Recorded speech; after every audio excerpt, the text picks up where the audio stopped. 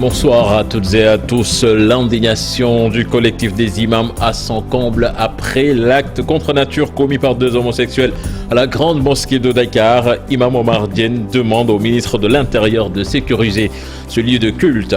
Ce violent incendie qui s'est déclaré la nuit d'hier à Castor, beaucoup de dégâts matériels notés. La coopérative d'habitat de l'ISRA demande aux ouvriers sur place de quitter les lieux. Les concernés refusent. Campagne de commercialisation arachidière. Les paysans du bassin arachidier tournent le dos au point de collecte de l'État.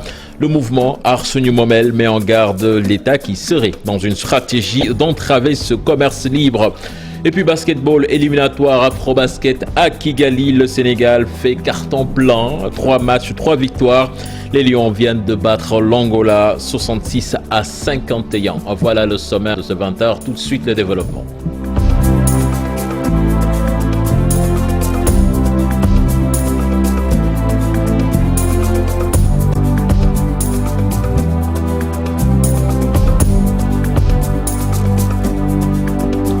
Bonsoir et bienvenue à toutes et à tous. Tout d'abord, le ministre des Infrastructures, des Transports terrestres et du désenclavement annonce qu'avec la fermeture des centres de contrôle technique sur l'étendue du territoire en raison de la pandémie du coronavirus, toutes les durées de validité du contrôle technique des véhicules automobiles devant expirer l'année 2020 sont prorogées jusqu'au 31 décembre 2020. L'acte commis par deux homosexuels à la grande mosquée de Dakar a mis le collectif des imams dans tous leurs états. Imam Omar Diène s'indigne de ce qui s'est déroulé dans ce lieu et demande au ministre de l'Intérieur de sécuriser ce lieu de culte. Un sujet signé Mamadou Fall avec les images de Mohamed Dian. C'est ici que les homosexuels ont été surpris en plein ébat sexuel. Deux vagabonds, selon Imam Diène. Il s'indigne d'ailleurs au plus profond de lui-même. C'est important maintenant que les gens reviennent à la raison. Parce que devant un lieu de culte, la grande mosquée est bien sécurisée, bien fermée, mais les alentours sont laissés pour compte. Et ce qui fait que des vagabonds ou un vagabondage est en train de se créer. C'est ou c'est le jour, ou c'est la nuit. La non-sécurisation des lieux a favorisé de tels actes selon l'imam. D'ailleurs, il demande au ministre de l'Intérieur d'organiser des patrouilles. En tout cas, il faut sécuriser la grande mosquée davantage, qui est retenu que par le ministère du culte, qui est le ministre de l'Intérieur, viennent sécuriser la grande mosquée. Autant des policiers étaient là jour et nuit, il y avait même un poste de police, mais maintenant il n'y en a plus. Tu ne vois que des gens, des volontaires qui viennent le faire. Et s'ils ne sont pas rémunérés, ils en profitent même pour louer le parking, ils en profitent pour empêcher de l'argent, ils en profitent pour faire leur business. Le soir, il y a des trafiquants de chanvre indien, des voyous. On ne peut pas dire de prostituées parce que l'endroit est peut-être... il y a beaucoup de lumière, ce qui fait que ça renvoie des gens à leur prétention. Donc revenons à la raison et demandons au ministre du culte, qui est le ministre de l'Intérieur, de venir sécuriser l'endroit et d'autres endroits aussi similaires. La fréquentation de la grande mosquée doit être filtrée, selon l'imam Diène. Pour lui, un lieu de culte est sacré et la grande mosquée de Dakar est comme une institution. Retour à présent sur l'incendie d'hier à Castor. Jusqu'à présent, l'origine du feu reste inconnue, mais beaucoup de dégâts ont été notés. Il n'y a pas de perte en vie humaine, mais des animaux domestiques qui ont perdu la vie. D'ailleurs, notre problème est survenu. C'est la coopérative d'habitat de l'ISRA qui demande aux ouvriers sur place de quitter les lieux, ce que ces derniers refusent catégoriquement. Un reportage signé sur place Fatou Bintou Conté et Diafaraba. Jusque-là, ils ne connaissent pas l'origine de l'incendie. Les ouvriers qui travaillent dans l'enceinte de ce hangar et qui ont vu leurs matériaux partis en fumée sont désemparés.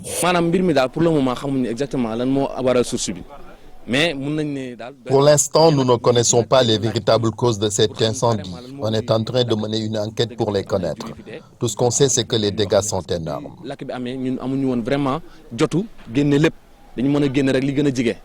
Ce vendeur de foin, là où est partie la fumée vers les coups de 20 heures, réévalue ses pertes. Le foin m'appartenait.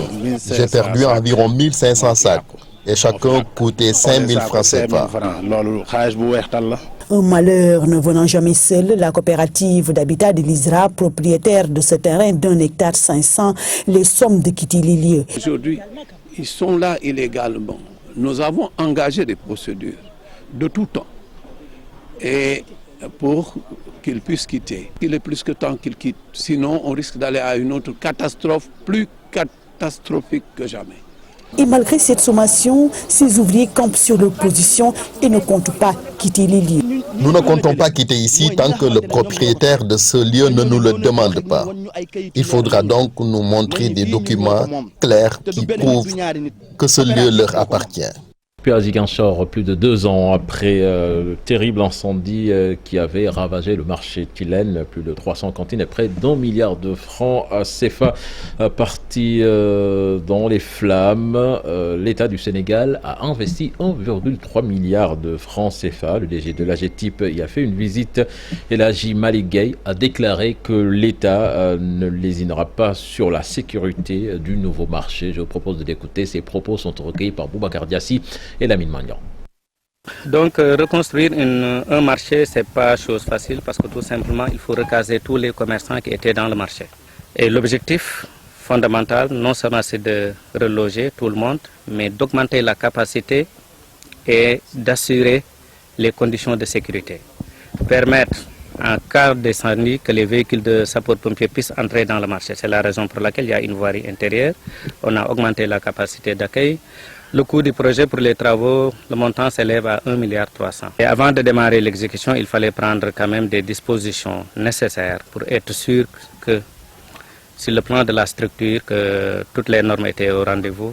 C'est la raison pour laquelle les fondations ont été bloquées pendant un certain temps pour permettre au bureau de contrôle technique de venir réceptionner les fondations, mais vérifier que les installations du réseau électrique, surtout le réseau terre, que tous les réseaux ont été bien mis en place et bien positionnés. Ce qui a été à Louga, présent en lutte contre les feux de brousse qui menacent le tapis herbacé dans la commune de Sierre. Plus de 240 km de pare-feu ont été ouverts cette année dans la brousse pour préserver les parcelles de fourrage. Le travail a été réalisé grâce au comité de lutte contre les feux de brousse qui a été mis sur pied par la municipalité en partenariat avec les services forestiers. On voit cela avec Kiernofal. Grâce à la bonne pluviométrie enregistrée cette année, la commune de Sierre dispose d'importantes réserves de fourrage. Aujourd'hui, la reconstruction du tapis herbacé dans cette zone d'élevage peut permettre aux éleveurs de rester le plus longtemps possible dans la localité. Vous savez, la transhumance est une culture chez les peuples. De toutes les façons, ils vont partir, mais nous comptons les retenir d'ici le mois de mars. C'est-à-dire que tant qu'il y a la disponibilité du fourrage, les éleveurs sont obligés de rester. Et pour cette année, je pense que les éleveurs vont se fixer. Ils ne vont pas aller très tôt par rapport à l'année passée et les 4 années passées. Cependant, cette richesse doit être protégée contre le feu de brousse qui est une menace dans la zone, surtout en cette période de l'année. Cette année, il y a beaucoup de fourrage. Le tapis herbacé est bien fourni. De ce fait, nous serons obligés d'ouvrir des pare-feux très tôt. Et aujourd'hui, nous avons à peu près 448 km de pare-feux qui sont ouverts dans la commune de Sierre. Tout cela pour sécuriser au moins le bétail, les cheptels qui est là. L'ouverture des pare-feux constitue une étape importante dans la prévention, mais les populations ont également un rôle important à jouer dans la lutte contre les feux de brousse.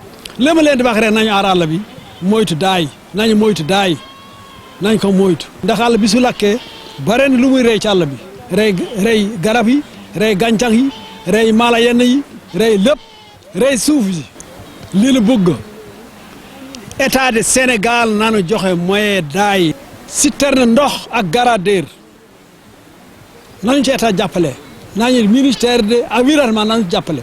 Ces 248 km de pare-feu ouverts de part et d'autre dans la commune ont été réalisés grâce aux efforts des villageois qui versent chaque année une cotisation au comité de lutte contre les feux de brousse mis sur pied par la municipalité. À Thiès, à présent, le Centre national d'appui à la formation professionnelle sous le poids de l'âge menace ruine. La direction du patrimoine bâti de l'État donne une sommation à la direction pour vider les lieux. Depuis l'ouverture des classes, et les enseignants n'ont pas démarré les cours, pas de locaux pouvant accueillir ces élèves et enseignants.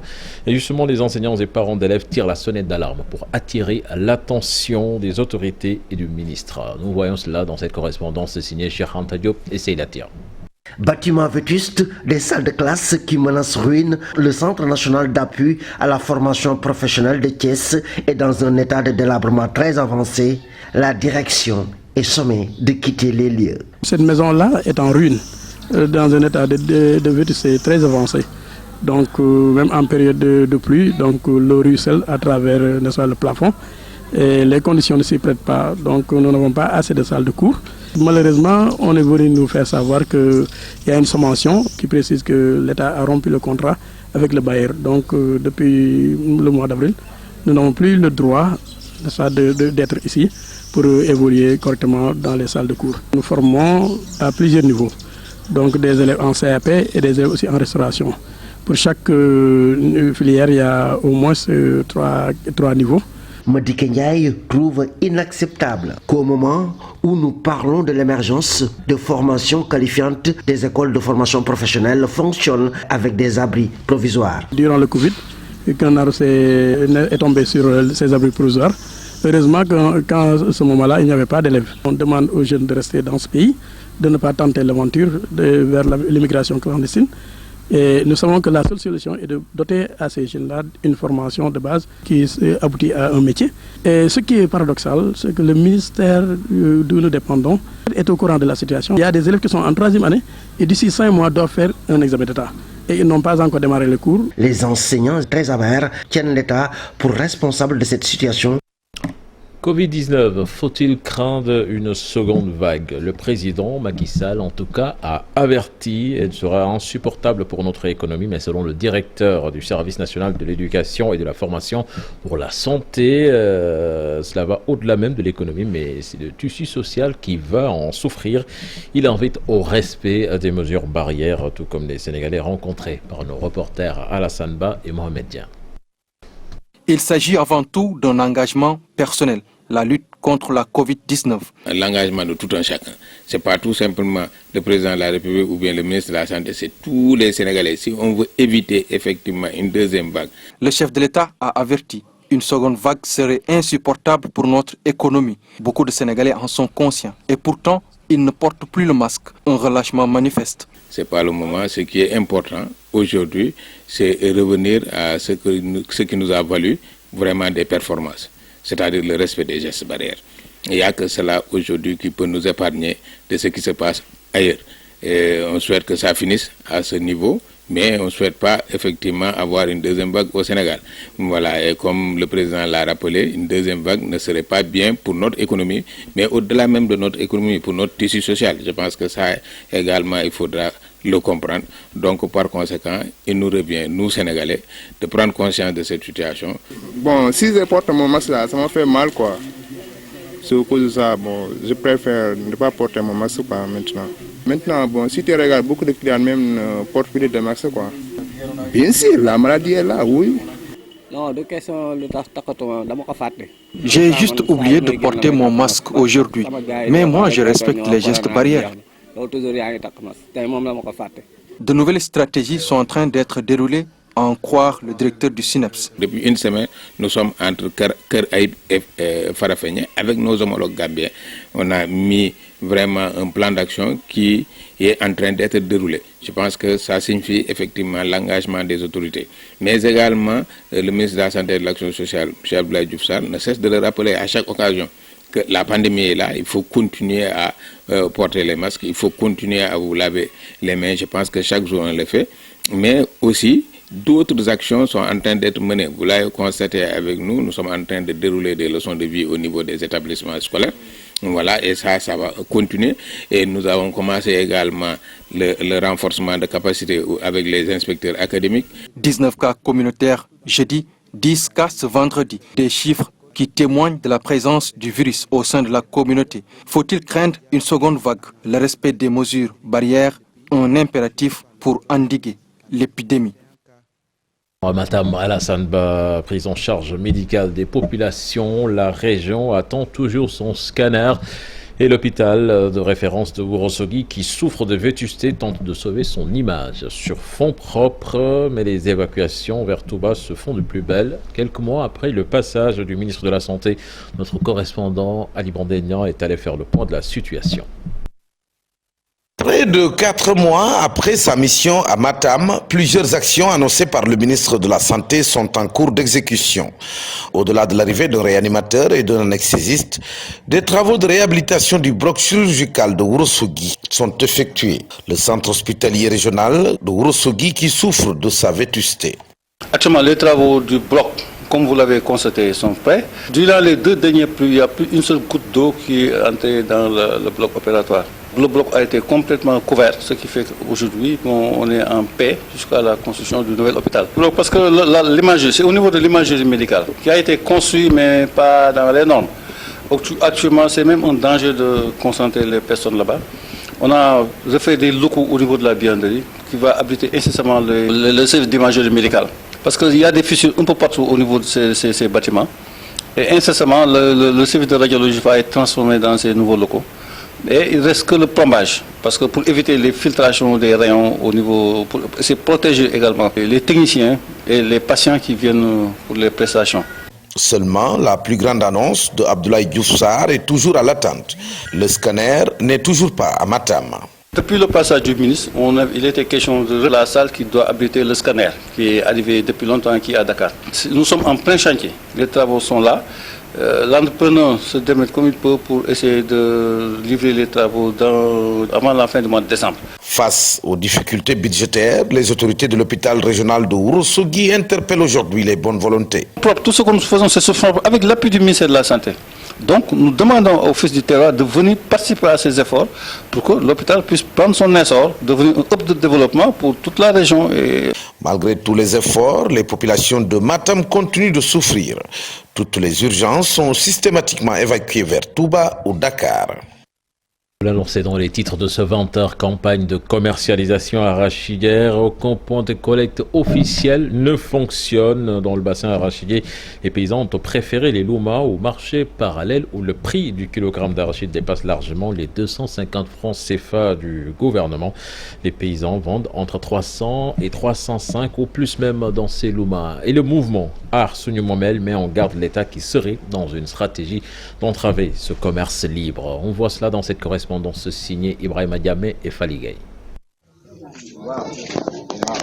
En plein champ, sous un soleil accablant, rayonnant sur des périmètres d'arachide déjà enlevés, des paysans procèdent à la séparation des graines de la paille d'arachide. C'est le dernier exercice non moins pénible de la chaîne avant de s'orienter vers le marché de la commercialisation. Pendant que ces derniers sont toujours au champ, d'autres ont fini de rejoindre les loumas pour la commercialisation. Au louma de Kermadiabel, les paysans se frottent les mains avec des prix supérieurs aux prix officiels. La situation qui se passe maintenant dans cette louma de Kermadiabel, aujourd'hui, tout le monde sait que le prix de l'arachide est vendu à 300 francs, même 305 francs. Je viens d'entendre 305 francs.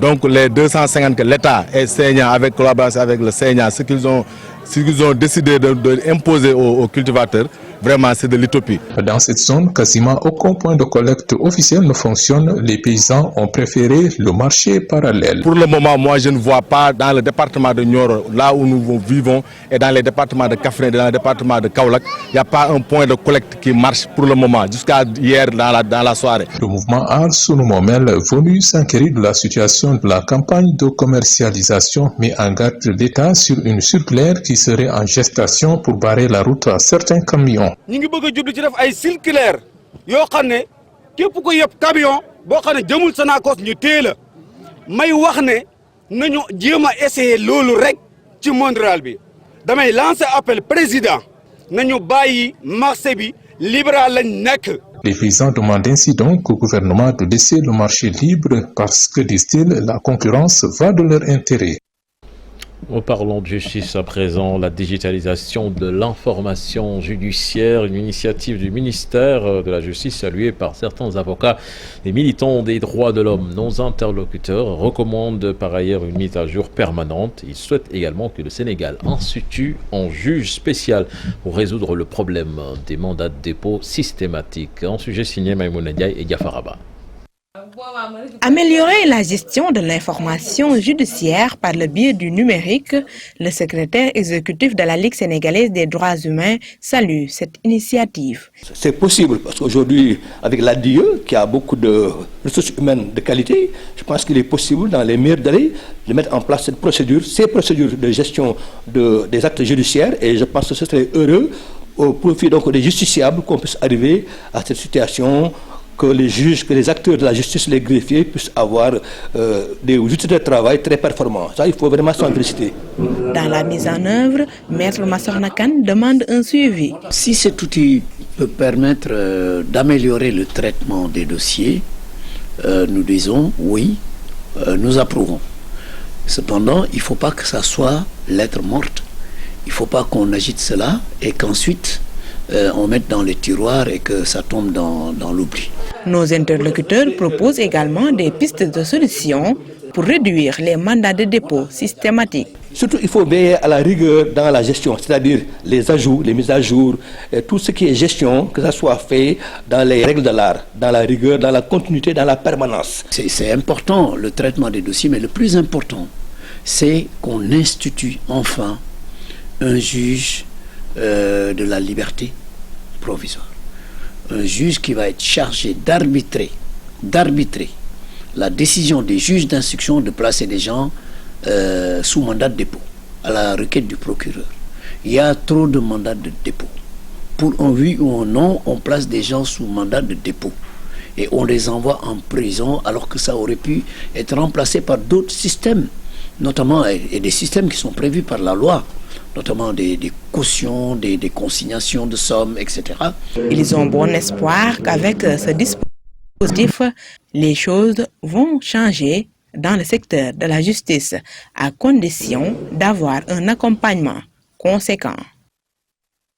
Nous allons à l'Assemblée nationale à présent. 129 milliards 183 millions 235 305, c'est le budget qu'a voté l'Assemblée nationale pour le ministère des collectivités territoriales, du développement et de l'aménagement des territoires. Là-dessus, nous écoutons les explications du ministre Omar Gueye, interrogé par Habib Faye et Youssou Baro.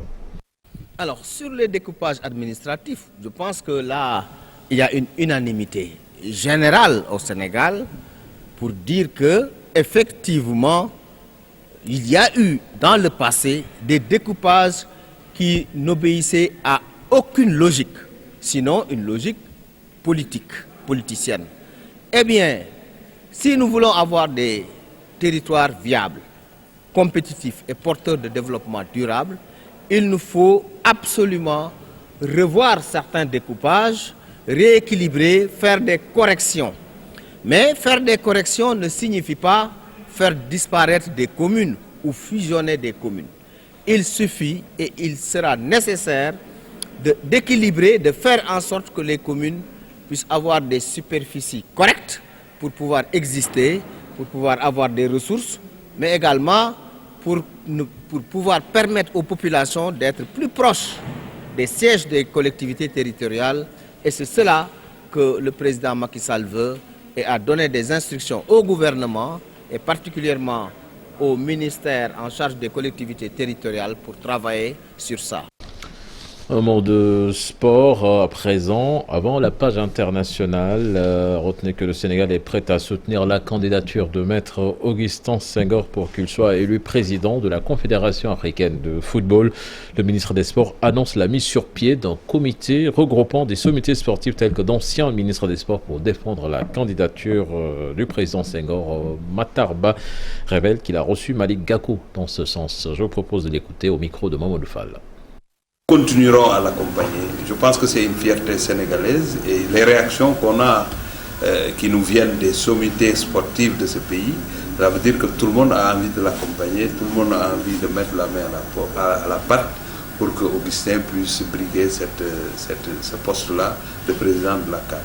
J'ai reçu ce matin, d'ailleurs on va vers une grande rencontre en début de semaine prochaine, avec de fortes personnalités, d'anciens ministres des Sports, de fortes personnalités sénégalaises, pour étudier les contours, d'avoir en tout cas un comité qui accompagnera la candidature d'Augustin Senghor. J'ai reçu ce matin, comme je l'ai dit, le ministre Malick Gakou, ancien ministre des Sports et président de parti, qui est engagé aussi à apporter aux côtés d'Augustin, et il est prêt à apporter toute son expérience. Et ça, c'est un signal fort pour montrer le caractère national de la candidature d'Augustin Senghor. Puis en basket, retenez que le Sénégal a fait carton plein à Kigali, 3 matchs, 3 victoires. Les Lions du Sénégal ont battu cet après-midi l'Angola, 66-51. Le Sénégal, donc, qui va certainement fait cette qualification lors de la prochaine fenêtre qui va se jouer au mois de février prochain. Et puis en football, retenez qu'à la mi-temps à Thiès, le Sénégal et la Guinée-Bissau font match nul, 0 but partout. Match comptant pour les demi-finales de la Coupe UFOA U20. Et un peu plus tôt dans la journée, c'est la Gambie qui se qualifie face à la Guinée. Victoire des Gambiens 2-1.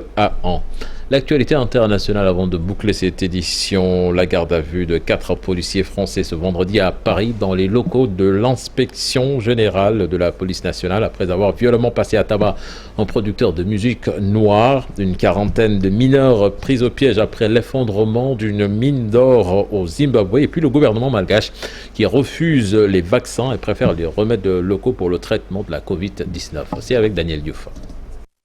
En France, 4 policiers placés en garde à vue ce vendredi dans les locaux de l'inspection générale de la police nationale, l'IGPN, la police des polices, après avoir violemment passé à tabac un producteur de musique noire à Paris. Il s'agit de cet homme, Michel Zecler. Selon lui, les policiers l'ont traité de sale nègre à plusieurs reprises. Le producteur noir a eu le seul tort d'avoir été interpellé dans la rue sans masque. La vidéo, qui a fait plus de 10 millions de vues sur les réseaux sociaux, a déclenché une onde de choc jusqu'au sommet de l'État. Le président Emmanuel Macron, très choqué par les images, a reçu Gérald Darmanin, le ministre de l'Intérieur. Il lui a demandé de prononcer des sanctions très claires contre les policiers selon une source gouvernementale. Après cette rencontre, le ministre a annoncé sur France 2 qu'il demandait la révocation des 4 policiers qu'il a accusés d'avoir sali l'uniforme de la République. Au moins 40 mineurs illégaux pris au piège après l'effondrement d'une mine d'or mercredi à Bindura, au nord-est du Zimbabwe. Les opérations de secours se poursuivent, mais les chances de les retrouver en vie s'amenuisent. Seulement 6 personnes ont pu être secourues. L'effondrement serait dû à l'explosion par les mineurs de plusieurs piliers du puits, selon un responsable des secours contacté par l'AFP. L'Angola veut privatiser ses géants du diamant et du pétrole. Frappé par une crise économique profonde, Luanda a besoin d'argent frais pour relancer sa machine économique.